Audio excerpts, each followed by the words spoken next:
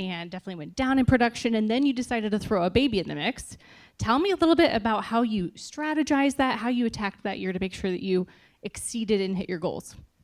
So I had a baby in 2021 as well. And that year was the first year that my production went down. So when I found out I was pregnant with my second child, Layton, I was really concerned that that would happen again. And so I worked with my coach, my real estate coach, and I just said, like, how can we make sure this doesn't happen? I was kind of panicking when I found out my due date because it was May 2nd. And I was like, oh my gosh, that's like the worst month for real estate. That's usually like my highest producing month. And I was like, oh my God, I'm going to be on maternity leave.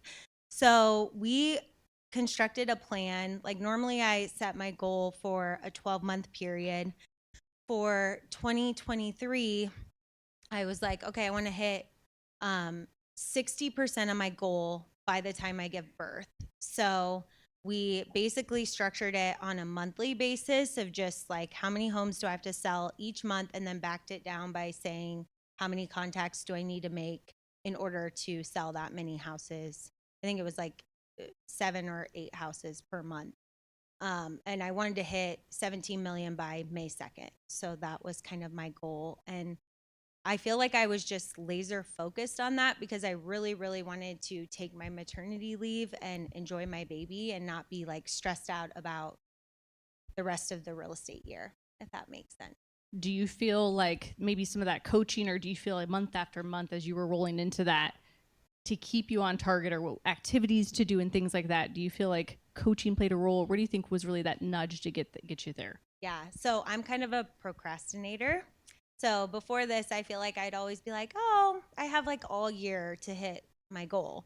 Well, this in 2023, I was like, that's not true. I'm literally going to be out the best 2 months for me. Normally, that's my highest producing month. So I feel like it actually forced me to rearrange my goal and my mindset of like, no, I have to be so focused in the first 4 months of the year, 5 months of the year in order to hit that goal. Otherwise, I'm not going to be able to make my goal. So I just really I'm not someone that like calls 30 people a day, but I break it into like I do 5 phone calls, 5 text messages, 5 handwritten notes, and then 5 direct messages on social. And then I have like for social media, because I get a decent amount of business off that, I have like how many posts I need to do per week or videos or whatever that may be. So I just basically upped that for those 4 months in order to hit that goal. So laser focused and mindset was a huge Yeah, and role. I really like, for me, for mindset, I feel like I'm always listening to at least one mindset book per month.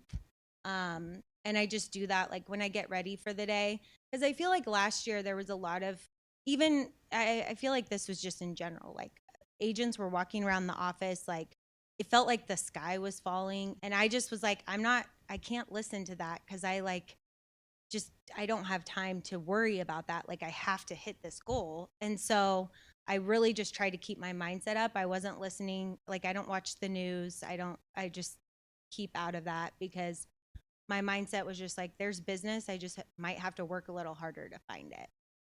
I mean, from you too, I know, Alicia, you're very similar in your mindset. Do you have anything to add to that question as far as similar situation? No, I mean, not much to add, but also like agree with. I'm not a news watcher either, and I don't listen to white noise. I just focus in on what I need to do. He's my coach, so he tells me what I need to do. I'm not a numbers gal. If you ask me what my production was today, I'd be like, I don't know, what is my production? I just kind of do what I need to do. And I think I listen to podcasts constantly that are, fueling my brain. I'm always listening to a book that's fueling my brain. And I have a lot of drive time because I'm obviously a real estate agent, and I have 4 boys, so I'm driving to sports a lot. So I agree with all of that. Alicia, this next question is for you.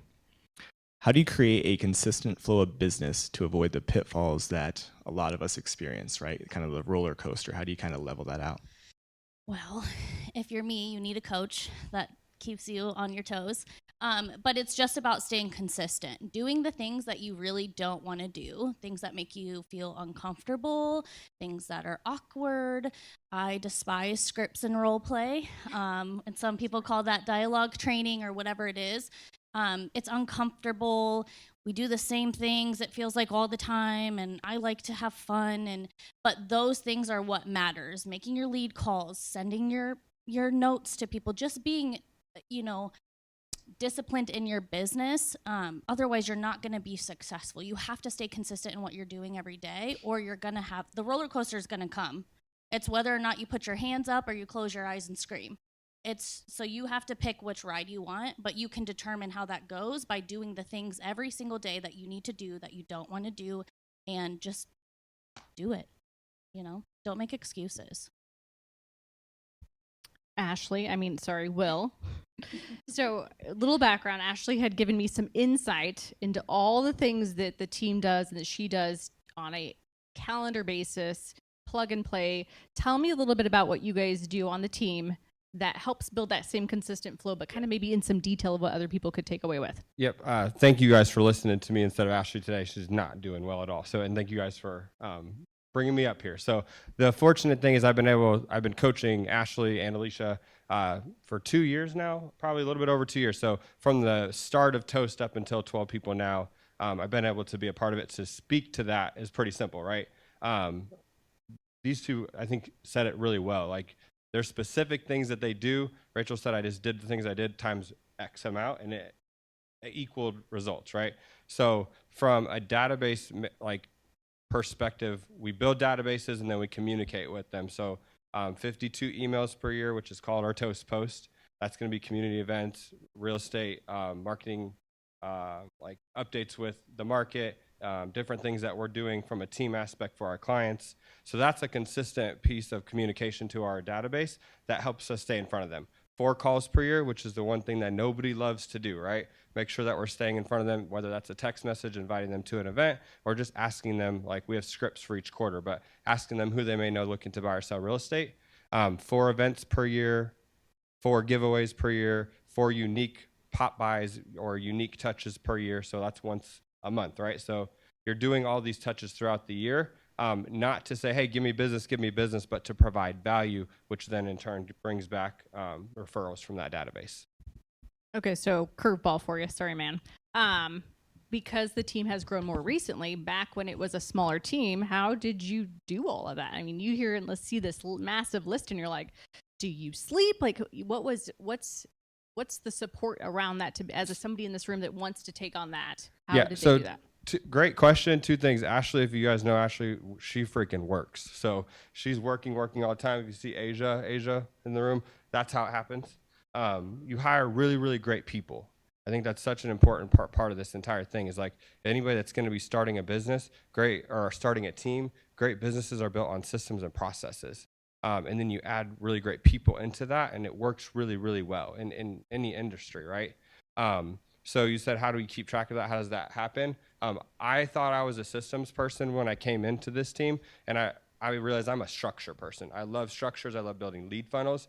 Ashley and Asia are systems people. Her and I, we laugh about that all the time because I thought I was a systems person. I'm not at all. I'm a structure person. Ashley's a systems person. Asia's a process person. So your structure is what's your lead funnel? What are you building out? What are you wanting to accomplish? Your system is how does one thing happen? How does this communication point go from agent to client? And then process is what are all the checklists that have to happen in order to make that happen consistently? So I think the team does a really good job of writing everything out, writing processes, having an SOP that's really detailed, and then tracking what's actually happening. So when we meet on a weekly basis, how many people did you talk to? How many open houses? How many showings? How many appointments? Well, when you have all that data over a year, you know what's working and not working. And so you just have to track your numbers consistently. And I'm sure with you guys with coaches, right? That's the biggest thing. A coach that's idea-based, that's going to say, hey, these are some good ideas, is only going to last for so long. People that follow up and you have actual tangibles that you're measuring is how you're going to move forward in this market. Can I add something? If you don't have a ginormous team, or if a team isn't your thing and you're just an individual agent who wants to sell houses, I came into Toast, and it was just Ashley and I and Will coaching me. And you just start with the things that work for you, right? Social media works for me, so I'll get on there and act like a lunatic because that's what I'm comfortable with doing, and that doesn't bother me. Keller Williams, we call it DTD2s, which is calling your pipeline, your database based on like their first, last name, whatever. Make those phone calls. Just pick what works for you, the time that you have to do it. You don't have to do everything all at one time. All of the systems and all of that can come later, but just focus on the things that you know that you can do. You can make 7 phone calls in a day. You can do that. You can scroll on social media and comment on somebody's post 5 times. That's easy stuff that you can do. So you can just start small, and then you start to add the Asias and not the Asias, but you know what I mean. So yeah, just do the little things that you can do. You don't have to make it a mountain. Rachel, this one's for you. Was there one year or event that kind of shaped the trajectory of your career to get you to where you are maybe today? So I feel like being on like real estate masterminds has really helped me, just like being with people that are like-minded, and just, obviously everyone has to be open to share, but I was on Berkshire Hathaway's Rethink Council, which is a national council, and that really, I feel like, opened my eyes to just make me realize that I need to level up a little bit. Like, we had the marketing materials, we had the stuff, but there was just some things that other agents around the country were doing that I'm like, I can do that, and I'm doing things, but doing it in a better way. So I felt like for me, being on that council, which was a 2-year period, really helped me think about my business in a different way and really like focus on running it as a business. So just like what they have said, like certain things work and certain things don't work. And I try to really track everything to figure out what's working for me and then really focus my energy there, because, we all get busy with selling and doing other things, but really trying to focus on what makes me money specifically. So I think being on that council and just, networking with other agents around the country, because there's a lot of in my opinion, things happen on the coast and then it like slowly trickles in. So being able to learn from other agents and help them as well has been, I think, a really good thing for me. And definitely, like you said, getting people that you guys go to conferences, right, across the country, and you sit in the room and you're like, they do how many units? And so to be able to sit in a room with those people doing those crazy amount of volume to learn and just pour into yourself. Alicia, similar question, sorry guys, but momentous event for you that feel like you're definitely jumped your career to the next level. Well, definitely switching brokerages. After my first year of real estate was very monumentous for me. Is that the word? I don't know. That definitely shifted gears for me, and much to like what she said, it shifted gears for me because it opened a whole new world that I didn't even really know existed. Like-minded people, right? Top producers, a coach. Hadn't even thought to have one of those before. That truly shifted the trajectory of my business. My first year was great. I did like 33 transactions. So I had a good first year. But what I gained by switching brokerages, being around the people that I was, doing the networkings and all of that transformed my business. And it helped me understand why I was doing what I was doing. And that I will forever be grateful for. And I will just challenge you to push yourself, to be uncomfortable, ask questions, talk to other people on different teams or with other brokerages. Like, you're doing yourself a disservice if you don't do those types of things. Stop just staying stagnant, like move around. So that was good for me. And Will, this was for Ashley. We know she does a lot on the listing side, right? Yeah. So, how does she or you guys as a team kind of become local experts on that side of, having that niche? Because she's very, focused on that one side of it. Yeah. I think we started building the team, how she built the team initially was very specialized, to where at that time, Alicia was doing all buy sides, Ashley was doing all list sides. And so her niche really became listings, and not so much, we all want more listings, right? But she built a really, really good product We have a service, we're agents, so we provide a service to folks. And so their process from when they meet with somebody to close is very, very written out and process driven. So Ashley and Asia, Director of Operations and Listing Manager, go on every single appointment together.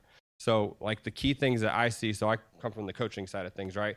What I see that they do so well when they're at a listing appointment is when they're walking through the house, instead of trying to win people over and say, hey, this house looks so great. I love this part of your home. I love this part of your bathroom. They're looking at the house to say, hey, what needs to be done in order to bring this to market the right way? And they're having the tough conversations before they ever list the home so that they're setting expectations the right way, which is what I think really great agents do. They have the tough conversations early. And so by the time they sit down at the table to go over, Ashley's able to build rapport, go over marketing, pricing, game plan of when they're going to come to market, understanding what the move is actually the point of it and what's the motive.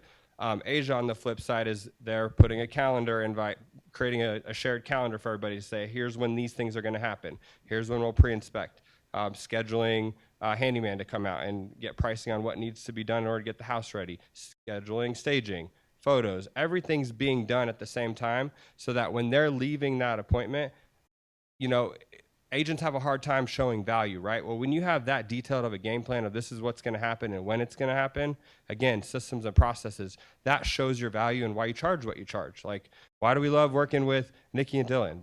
They're systems and process driven. So you feel very comfortable knowing this is what's going to happen next, and this is why I trust what they do. I think that's what they do so well from the listing side of things is they've built this insane process that's like, we're going to do these things at these times and it's going to equal this, and it's very, very, makes clients feel very comfortable. I think just to touch on that, just a common theme is just value, right? Yeah. And I think not we're going to spend forever on the lawsuit, but I think with that coming up, I think it's like we need to just become as valuable as we possibly can. So it's just everything you guys are saying, it just comes down to like value, right? And I just love that in that particular instance, every client gets the same exact experience. Like, this is how our process is, and it's just clear and transparent, and they know what to expect. Yeah, I mean, a term that you don't necessarily love is rinse and repeat, right? But when you build a really, really great foundation on a service industry, it allows the Alicia Washingtons of the world and Gina and like the team members we have to bring their personality and their skill sets to a process and system. So that works really, really well because they can focus on who they are, what they bring to the table, instead of like, we all know if you're an agent that does this on your own, sometimes it's challenging because you're spending your evenings and nights working on the business, trying to put things together instead of having a lifestyle that's like conducive to a family or something like that. Right. Okay, so you had kind of hinted at this, that you evaluate and track your business. By this way, this question's for Rachel. You don't know who I'm looking at. And I think I loved something that you'd said on our interview, you know, how you evaluate your business on a regular basis. You know, explain a little bit about like if you lose a listing and what you do and how you're really digging into the business. Yeah. So with my real estate coach, I track, you know, number of listing appointments, number of contacts, buyer sales. I track it for each year, but I track it also like looking at it monthly. So I know what's like working or what's not working. And if I lose a listing or something, like I always try to figure out exactly why. Like, was it commission? Was it, you know, I wasn't on my game that day or whatever it may be. Like, I always ask the seller, like, oh, what caused you to go with another agent or whatever, so that I can constantly be like tweaking my business. But I just track it on like a Google spreadsheet, and I just literally track, it's weekly, like the number of contacts that I'm supposed to make. And then I kind of like let it go after like I have my yearly goal, but if I don't make my contacts for like a full week, then I move on to the next week. Like, I'm not like, oh, I'm 30 behind for this week, so now that piles on to next week. So I am very systematic with tracking numbers because I feel like that's what works for me in terms of keeping my business on track to hit my goal. I also liked that you had said that you adapt your scripts. Like, what was the script? Do I need to change and adapt? And so I love that you're really just ultra sensitive to what's going on in your business and being adaptive, which is really important in this market. Yeah, and I always try to figure out personality style too. Like one of my big things is pre-qualifying both a buyer and a seller. So I really try to like ask all the questions on my pre-qualifying script and then ask the questions in between the questions too. So if they hesitate on something, oh, tell me more about that. Or just saying like, oh, I noticed you kind of hesitated there. Is there, a reason? Like maybe I ask them, well, what do you think the home's worth? And they say, well, I don't know, maybe 450. And oh, you didn't seem super stuck on that number. Have you looked on Zillow? Do you know what your Zestimate is? So just trying to like dig deeper, because I feel like sometimes I get so into like driver mode of like, I have to get through all these questions, but then I was missing the questions in between the questions. So I try to figure out of the 4 personality styles what they are. And then when I go on the listing appointment, I try to tailor it to that style. So if they're a driver, I know they don't want fluff. They want what is my house worth? How long will it take to sell it? When can we get started? If they're an expressive, I know I have to like totally butter them up. Oh my God, I love these drapes. Oh, tell me about your grandkids. Oh, can I see a picture? So I just really try to get focused in on the client and tailor myself to them. Apparently I took Dylan's question. Alicia, most common obstacle you feel like agents have in today's market? So many things. I think it's confidence and worthiness are 2 really big things that I think a lot of agents lack. It's easy to be confident because it's an outside barrier. It's an outside, wall that you can put on, but being worthy and knowing that you're worthy of the business that can come to you and pushing yourself to the limit to showcase yourself. I know that's like a very like broad kind of response, and it wasn't like, oh, because they don't know how to negotiate. No, but I think it's lack of consistency, guidance, and running the business like a business rather than a hobby.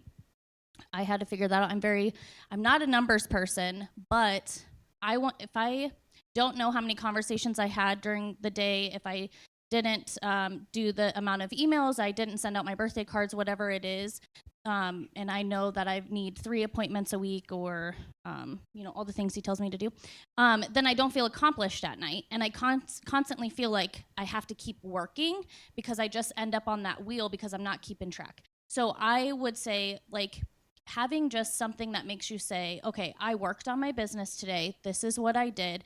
And again, staying consistent, staying disciplined, and just doing the things every single day. I think agents get in this thinking it's going to be selling sunset. And then when, shit gets tough, they're just like, oh my gosh, what do I do here? But put your egos aside, get the mentorship, we all have coaches. Will is a coach. I could probably coach him. But, step yourself outside of what your box is. That's the only way you're going to be successful. Be nice to other agents. Be nice to your inspectors. Like, stop acting like you're just the shit, because that's not going to get you very far when it comes to this business, this industry, or other clients and stuff. So, I mean, I could speak to that real quick, that we have like a point system. We have to get so many points a day, and your days can change in what you're doing for your points. But same thing, like, get your points in. mm-hmm. Yeah. Can I add something to that real quick? I think what they both said really well is like, if you're not doing one thing, if you just create an easy Google spreadsheet and just put a calendar day and then say how many people did I talk to. Like if you do that for 2-3 months, you'll consistently outpace other people because you know what you're doing at that time versus like, and not to, hate on the industry at all, but like we're very loose in terms of how we run our businesses sometimes. And so we don't know what we do. We're personality driven. So if you just have, hey, this is how many people I talked to today, and then this is how many appointments I had this month, it's very simple to have a conversion ratio. And then I talked to this many people for Alicia, which is high for her this year, 40.8 people equals an appointment right now. That's simple. So I talked to 40.8 people this week. I'll set an appointment most likely. Right? And then you have something to build off of there. That's good. Those numbers are impressive. Nice. It's kind of annoying sometimes, honestly. Yeah. I was only giving you crap because it's hard. I know. It is higher than usual. Will, any advice for the agents in here that want to build a team? How would Ashley answer this? Don't do it. No. I think it comes back to like know how you run your business and what you do really, really well. I think to reiterate what I said before, I don't know how she would exactly answer this question. But she is so system and process driven. And I know I keep saying that, but that's what's really built the foundation of what's there. So for Toast specifically, I think what we did was realize what are we really great at? What are we not so well? What are we not so great at? There's like 192 different ways to go create leads in this industry, and we all try to do all of them because they're easy, and we pay somebody and they give us a lead, and then I promise it'll work because if we close one, we cover our costs for the year. How many times have we heard that pitch? Right? But we know all the people. They're in the contacts in your phone, and it's the people that trust you. So I think it's like getting really good at one thing, which is for her, it was a database and Sphere. She has a really great network. She started to communicate with those people. That started to grow. I know we've heard this story before, but I got too busy, so I had to hire. At some point, you look up and you're like, I'm spending more time on work than the things that I care about, which is family. And so at that point, it's a choice. Do I slow down, or do I bring in really great people that can do these things better than I can do them? And so I think identifying that, having systems and processes written out, and then hiring really, really great people in your world to make sure that they can do these things better than you, and then trusting them. Right? I don't know if that answers the question specifically. No, I thought that was very well done. But I think considering you're not Ashley, you did good. I'll say in a higher pitch next time, but please do. Rachel, what is your unique value proposition that sets you apart from your competition?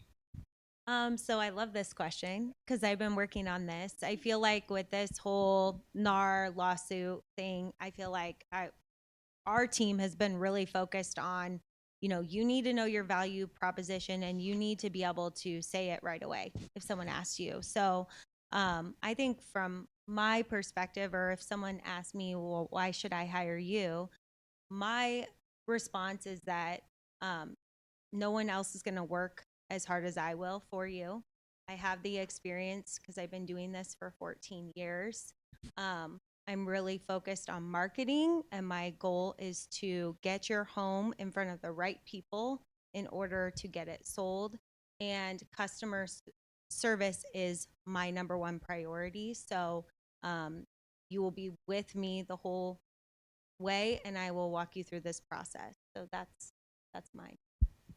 I think in your interview too, you're like, I want to come across as an advisor. I am their advisor on real estate. I am an investor, and you wear all these hats, but you're like, I know what I'm doing, and really come in with the confidence that a lot of people lag, but I think you believe it to your core, which exudes out from you too. Yeah.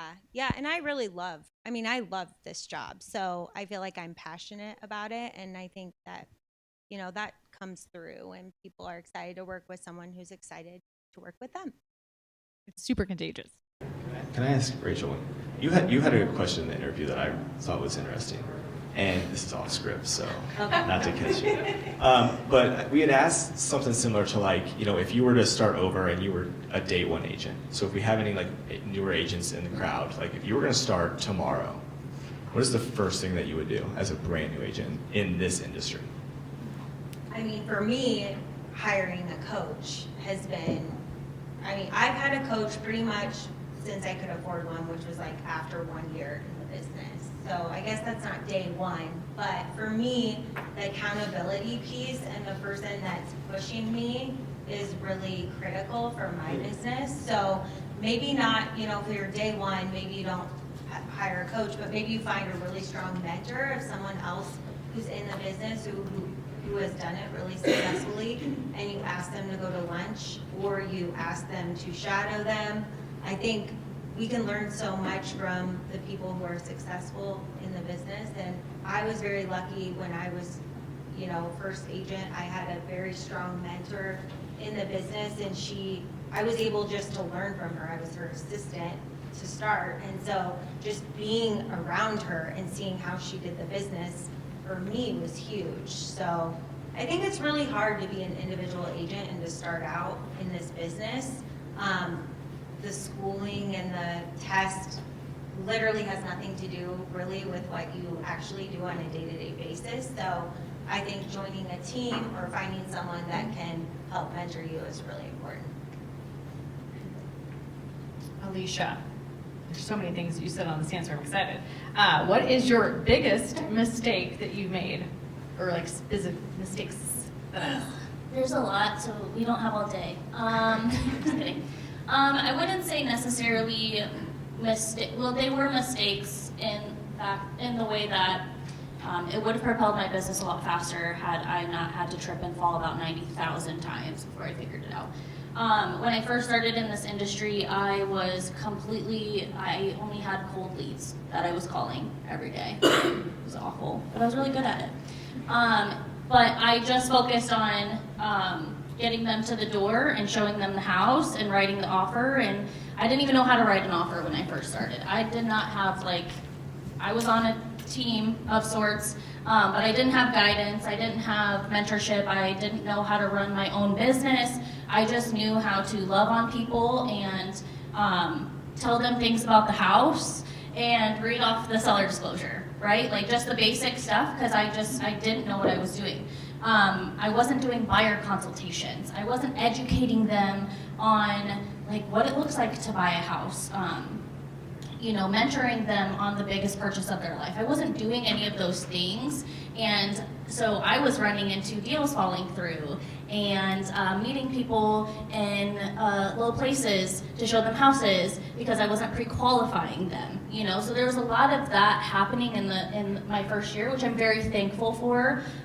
Everything that happens is a lesson and then a blessing. So I'm thankful for all of that. But I didn't know what I didn't know. So I wasn't going and talking to other agents. I wasn't, learning how to actually be a great agent. I was just winging it. And I'm really good at winging it, but I don't want to wing real estate. So yeah, I just would say just now that, looking back, I don't know how the heck I did the volume that I did. But my love for people obviously helps with that. But doing buyer consultations has completely changed my game. Like Will said, I have been a buyer's agent primarily for the last 3 years. I'm almost at 100 transactions of just buyers. So I got that down pretty darn packed, but that's buyer consultations, that's setting expectations, that's telling them things that they necessarily don't want to hear, giving them worst case scenarios, all of those things that I just wasn't doing when I first started because I just wanted to show houses and be cute. So that's what I did. And it's not easy though, probably to tell people here's how this can go bad. I want you to be prepared. In really telling them the expectations. And there's a book that is out there called The Challenger Sale. If you challenge your clients as a salesperson, you're more likely to keep that business. So not being afraid to be like, hey, this is what we need to do. Well, you're saving yourself, in the end. And even if, I sit down with buyers all the time and it might not be the right time for them to buy, right? But as a person who loves them and cares about them, because that's every stranger is a friend, I just don't know yet, I am guiding them on that. And if it doesn't work out, it doesn't work out. But I'm adding value to their life, and that's what's more important to me. I want someone that's I'm going to treat other people the way that I would want myself to be treated, or my sister, or my brother, or my kids. You're there to just help and guide, and that's just what does it for me. So. I have a quick question for Ashley, but after that, if anybody's got questions, we'll take a couple. So you had mentioned that. Sorry, man. At this point, can I just be Will at this point? Yeah. We're almost done. So you have mentioned, you do all those activities. We can go back to one of your first questions. You do all the things and giveaways, and so you said you do track it. How do you know then what's working? How does that reciprocating back to the business? How is that full circle for somebody who's going to track? Yep.